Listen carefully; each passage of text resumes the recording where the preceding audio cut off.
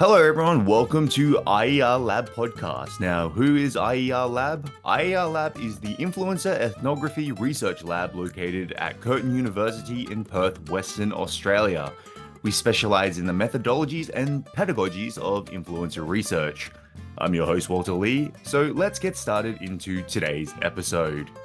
We'll get straight into today's guest. Now, our guest today is a doctor in communication and associate professor at the Business and Communication School of UNIR in Spain, working within the Department of Marketing and Communication.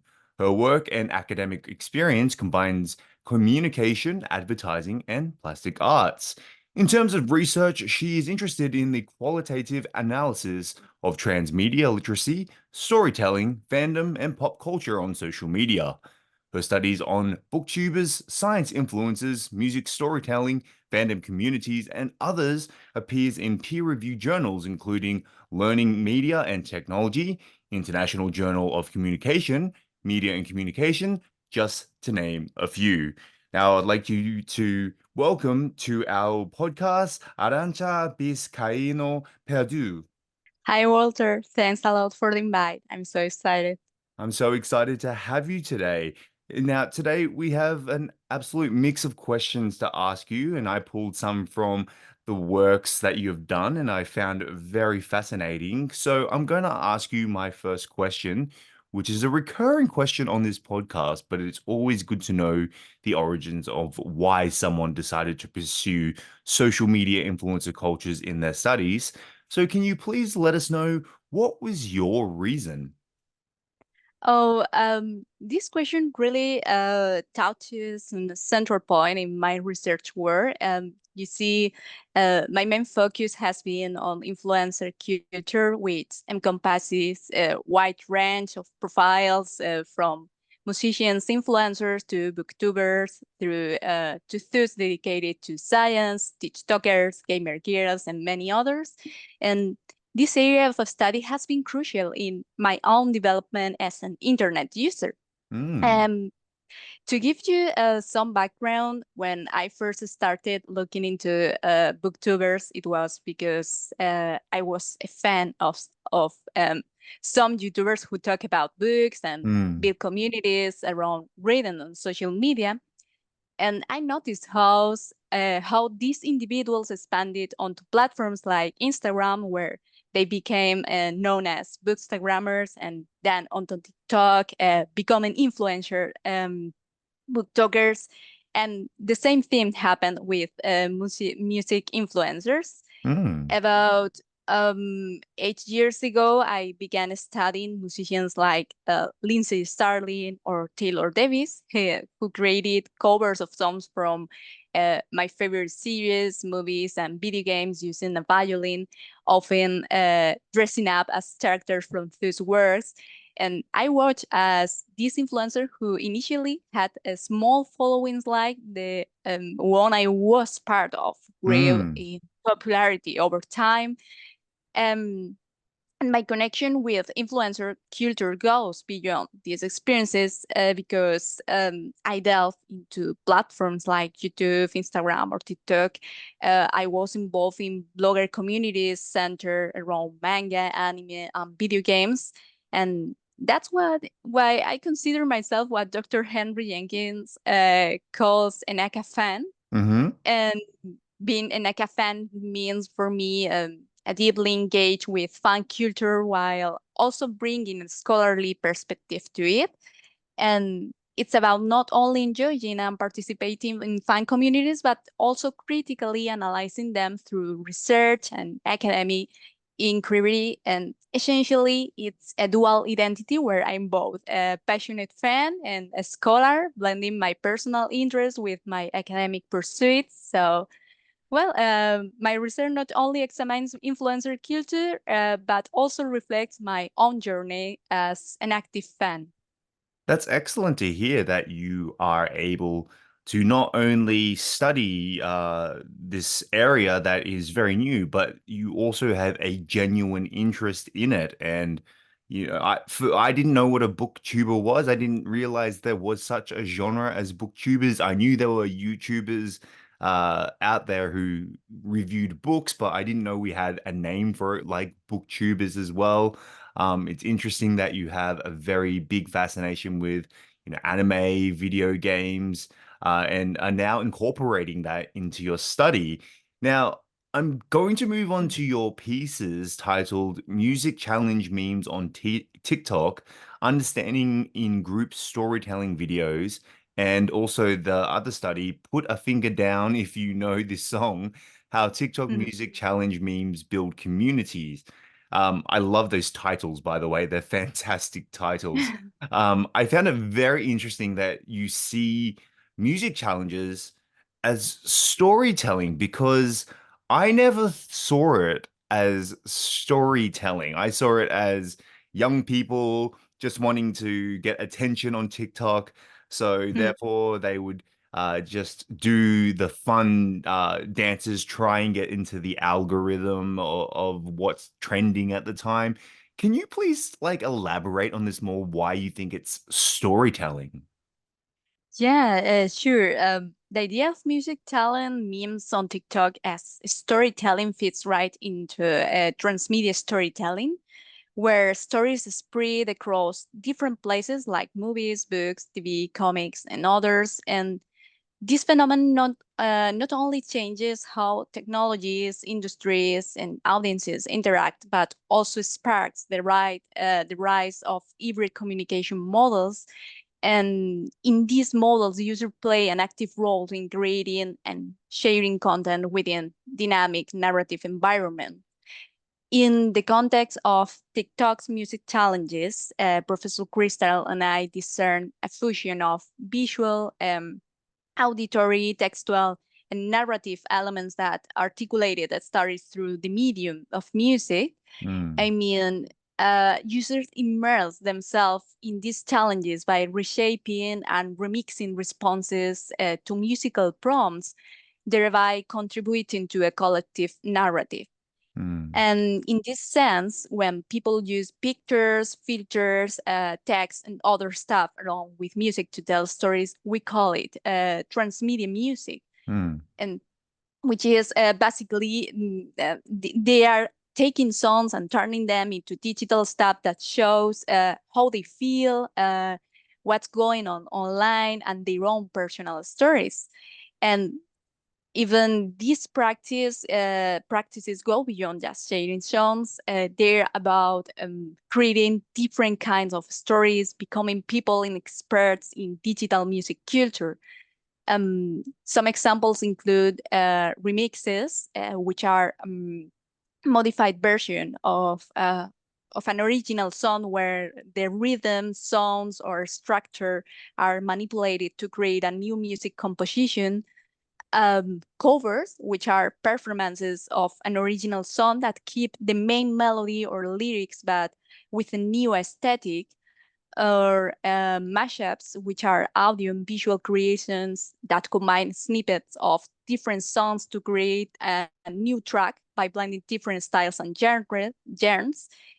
Um, Audio music means, which are viral song snippets used across the internet to convey messages with a different meaning, often with humorous or ironic nuances. mm, And music challenge memes, which are popular internet challenges that invite people to participate in music to achieve a goal or become part of an interactive and a creative viral network. So these popular experiences show how music is a powerful means of self-expression that can even influence societal change by bringing people together and reshaping narrative in innovative ways. Thank you so much for that answer because as a person who simply looks at TikTok as a platform of, how can I say, attention seeking, I um Mhm. I guess I don't have the most, even though I do TikTok, I upload my own sort of content. It does uh seem quite attention seeking. I don't do the dances because I'm not a good dancer. Mhm. However, I've never thought about it in the way of self-expression, storytelling, and what you've explained, which is very fascinating. I guess I just looked at it from just a very basic, basic look or outsider look of, hey, these people are just wanting to do dances because I don't know, it's the new trend for Yeah. Gen Z, Gen Alpha, millennials even are involved in, Mm. if not boomers as well. All the Mhm. generations are getting involved in that way. And one thing I've noticed is I think you stress in your work the positive side to social media, where there is this togetherness to live with social media, like to living with social media. I find it fascinating and quite beautiful, though most of the time we look at social media by ourselves, we can still feel, part of a group. Now, can you talk about some of the communities that stem from social media? Yeah, my research on transmedia music has been pretty positive in that sense. Even with something as music talent memes on TikTok, we have observed how they can unite people from various backgrounds around common interests. Whether it's because they grew up listening to the same children's songs or because Taylor Swift fans can instantly recognize her tunes within seconds. Mm, um, these storytelling practices have a way of bringing people together in unexpected ways. But here's what I find most fascinating, and I relate it to how music has gained prominence, especially on TikTok, stemming from the experience during the pandemic when we were all isolated. And TikTok, as we know, was a great companion during the globally shared loneliness and mm, constantly feeding us looped content through its For You page. mm, And of course, as we delve into these practices that narrated personal experiences, there came a point where where it felt like it wasn't just a desert island anymore. Rather, that the space was more like a forest space. I mean, there comes a moment when the platform itself connects you with diverse communities that claim it as their own, creating that sense of belonging that invites you to participate. I guess humans are natural storytellers. We mm, are almost fabulators, and mm, we connect through stories because they are an integral part of who we are. Dr. Harari talks about this too. Our love for stories is deeply rooted in our nature, and it's this universal appeal of storytelling that brings us together and forms a sense of community. And while it's true that we have seen this reflected in other social media platforms, perhaps the spectacle of content we can enjoy on YouTube, X, or Facebook isn't quite the same as on TikTok or even Twitch or Reels mm, on Instagram, where there's an intrinsic prompt inviting people to be part of a challenge or a community. mm. Can I just say, I just absolutely love your positivity about this, about social media. As a person, uh, a little bit about me, I do a lot of YouTubing. I don't do a lot of TikTok, but I try to upload an Instagram. I wouldn't call myself an influencer, but I would definitely say I'm a content creator. And Mm. even as a content creator, I look at social media in such a negative light. I really don't like social media, but I understand as a person who works in my industry, that it's very, very necessary. But your positivity and the beautiful way you explain how people actually use social media has really opened my eyes, and I really thank you for explaining it this way, because now I can look at it less negatively, I think, anyway. But another connection or relationship community to be made through social media is the one between a teacher and a student. Now, you talk about the hashtag TeachTok, and it sounds pretty self-explanatory, but can you explain to our listeners what it means and how does it work? Oh, absolutely.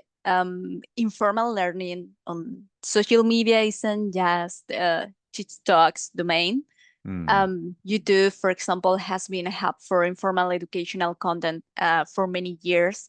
And well, today, the platform offers a wide range of educational content through tutorials and academic subjects to practical skills like cooking or do-it-yourself projects. Mm. And these videos often follow a classroom style format, but with interactive elements and visuals to enhance comprehension.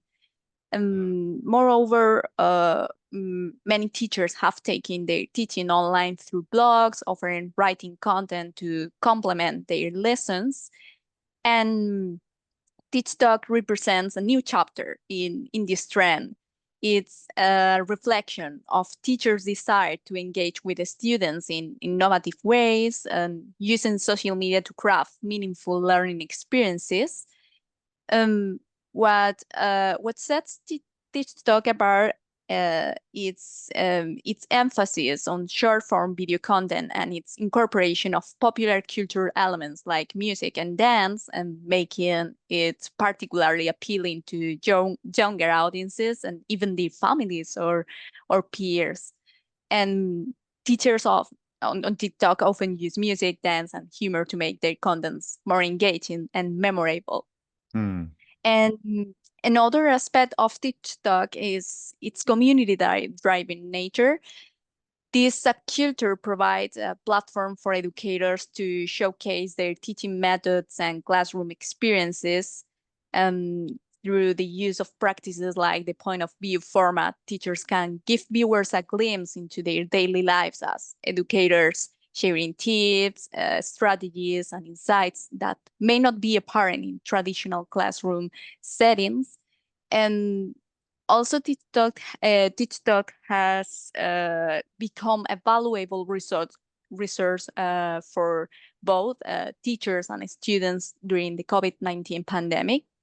Mm. And with many schools transitioning to remote learning, TeachTalk has provided a space for teachers to connect with their students outside of the classroom, and have used the platform to create educational videos, share resources, and offer support to students and the teaching community navigating the challenges of online learning. Mm. So, through TikTok's unique features, educators can connect with a wide audience and create innovative experiences.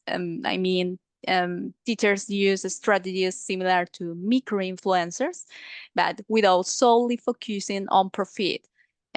This approach builds on platforms like YouTube and blogs, but offering a fresh, interactive educational style that appeals to today's tech-savvy youth.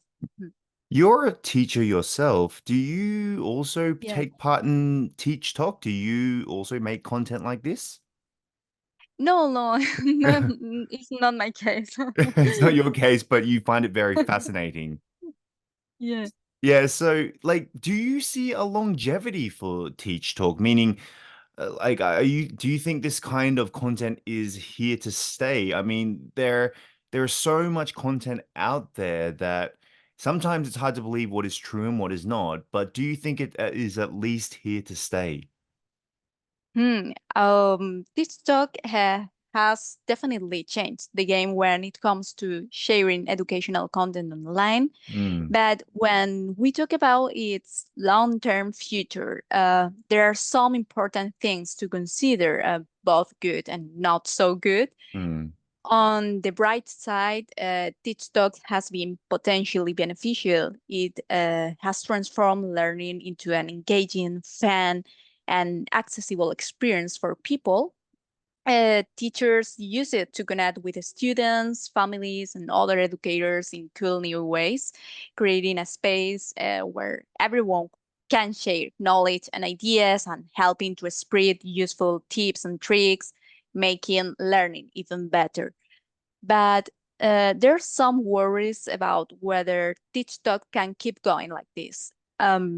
One big concern is that teachers may feel like they have to spend a ton of extra time and effort Mm. making TeachTalk videos without getting paid for it. Mm. And this issue is quite complex because while some teachers use the platform a bit like micro influencers. Their main focus is still on teaching, not becoming famous. Right. So this expectation can lead to increased workload and stress, particularly for early career teachers or those in precarious employment situations.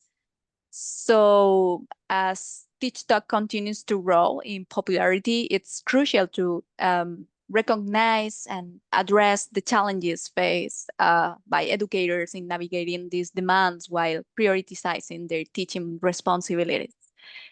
Indeed, some teachers have delayed content due to concerns raised by their schools, and as a result, their practices are often constrained by institutional structures, which may impose limitations on the type of content they can share. Mm. And this can be particularly challenging for educators who want to leverage social media platforms as tools for innovative teaching practices or meaningful engagement. Mm. And additionally, there are serious privacy concerns, particularly regarding student confidentiality. While Professor Crystal and I analyzed in our research this case, we observed how Mm. these teachers made efforts to protect student privacy by omitting them from Mm. content. So these challenges require careful attention. Mm. Content on social media spreads quickly, and even well-intentioned TeachTok videos can be misunderstood. And educators must consider how their content might be interpreted by students, parents, colleges, and administrators, as any misstep could harm their reputation and career. And well, overall, the future of TeachTalk will depend on how well government authorities, the platform itself, educational institutions, and teachers can address these challenges. But one thing for sure is that educational practices on social media will keep evolving, just like they have since the days of blogs. It's quite interesting. In South Korea, there is what we call edutainers, so education Mhm. entertainers, right? So, a lot of them are on social media platforms, and like you said, they have to be careful what they put up because even though, as you mentioned, they have good intentions with their teachings, one wrong small mistake can actually ruin their full reputation. They might be a very popular teacher, but if they, uh, let's say, make a very, very small mistake, especially here in Mm, South Korea, they can damage their reputation very quickly. So definitely. it is interesting how you've explained it here as well, and how it relates not only just where you studied it, but South Korea is another place where edutainers or teach talk is very, very popular here. But we'll have to leave it there today, Arantxa. It's been absolutely amazing. It's, as I said, I love your positivity about this subject, and I hope that we get to talk to you again more in the future. But speaking about the future, is there anything you'd like to promote, like future studies or current works? There's always the potential of having you back on. So, is there anything you'd like to talk about in regards to what you're doing at the moment or in the future? Well, no, for the moment, I'm studying the same line, so it's going on. Yeah. Well, that's no problem at all. Well, I hope that I get to talk to you more in the future about your future studies or more in depth as well, Mm. because it's been an absolute pleasure to talk to you. But we'll close it out today. So thank you for listening to today's episode of IERLab Podcast. Once again, thank you to our guest, Arantxa. You've been absolutely fantastic. And Mm. this has been Walter Lee, and you may click on your next adventure now.